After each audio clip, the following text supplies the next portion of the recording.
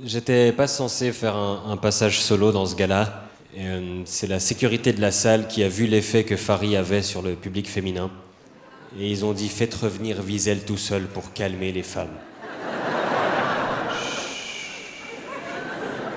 Vous entendez ce bruit? C'est le bruit de vos vagins qui s'assèchent.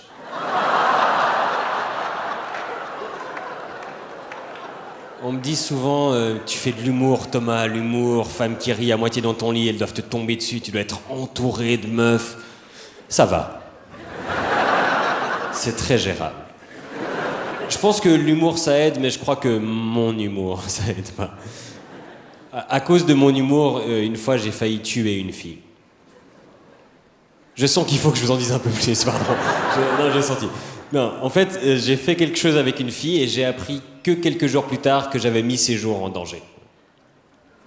Ok, je sens qu'il faut que je dise encore un peu plus, pardon. En fait, j'étais avec des potes, on discutait et on disait plein de bêtises et il y a un de mes potes qui dit « Est-ce que vous saviez que si tu souffles dans le vagin d'une fille, tu peux la tuer ?»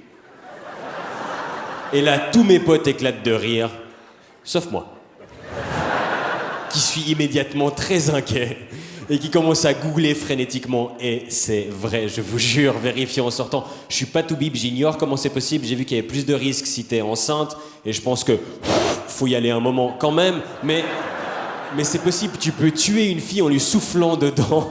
Et moi, quand j'ai appris ça, la première chose que j'ai fait, c'est d'envoyer un message à une fille pour savoir si elle allait bien. Oui, ok, faut que je vous dise encore un peu plus. En fait, je vais pas vraiment souffler dedans, mais... Bon, je vais tout vous raconter. J'étais avec une fille dans ma chambre, et j'étais content, déjà parce qu'elle était là, et parce qu'elle était là de façon bénévole. Non, bénévole, c'est pas le mot. Bénévole, on dirait que ça fait Croix-Rouge. Non, mais bref. J'étais avec cette fille, puis ça se passait bien, et je m'apprêtais, comme on dit en Bretagne, à lui déguster la moule son couteau fourchette, quand... on dit pas ça en Bretagne. Moi, je pense qu'il devrait commencer. Et oui, et puis j'avais mis de la musique, ça c'est important, parce que moi j'habite en colocation, et à ce moment-là, mon colocataire était au salon, et c'est pas pour me vanter, mais parfois avec moi, les filles, elles font un peu de bruit. Bon, en général, ce bruit, c'est, tu sais Thomas, c'est pas grave, ça arrive à tout le monde. Mais j'ai mis de la musique, j'ai mis la radio, et donc au bout d'un moment, il y a une musique qui passe, qui pour moi est un chef-d'œuvre de la musique contemporaine, c'est Wrecking Ball de Miley Cyrus. Moi, j'adore cette chanson.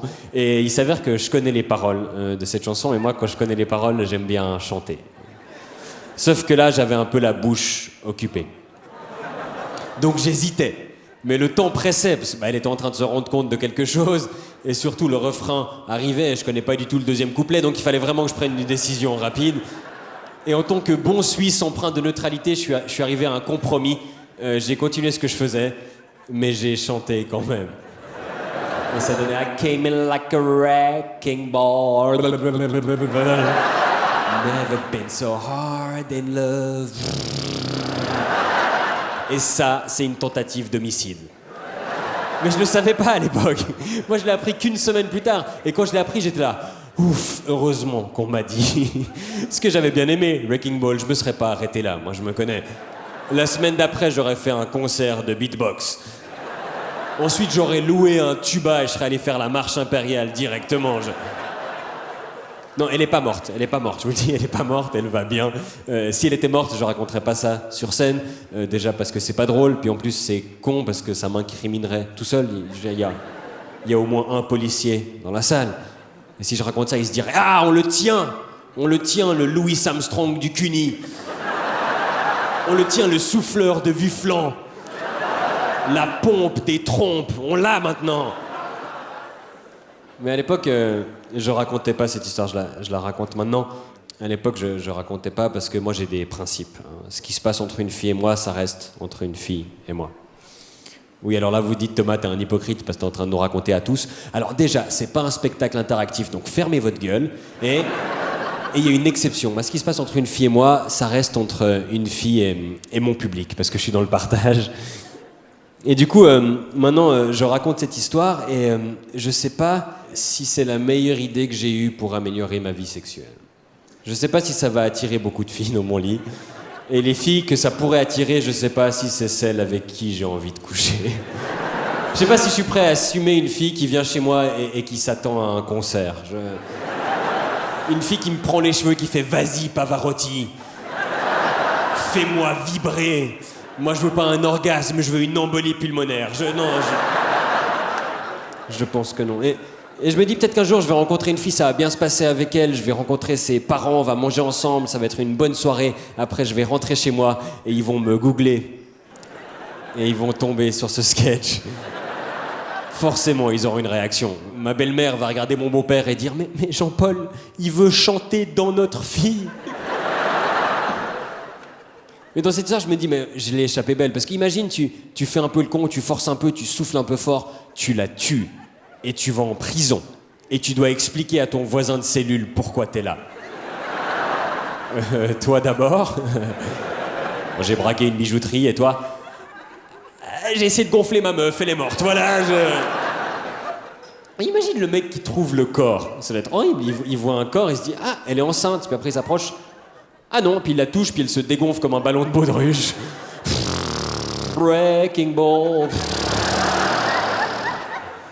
Voilà, vous doutiez qu'en venant ce soir, vous alliez rigoler, mais est-ce que vous savez que vous allez prendre une leçon de santé publique essentielle ? Moi, je pense qu'on n'en parle pas assez. Je pense qu'on devrait faire un spot à la télévision en noir et blanc avec une musique au piano, au ralenti, et une star hollywoodienne qui nous dit ce fléau touche des milliers de femmes chaque année. Il ne s'agit pas des violences conjugales, il ne s'agit pas de l'excision. Ce sont les cunis soufflés. Ces hommes marchent dans nos rues. Ils viennent à nos spectacles. Ils soufflent dans nos vagins. Nos vagins ne sont pas des clarinettes. Soufflez pas dans le cuni. Que nenni.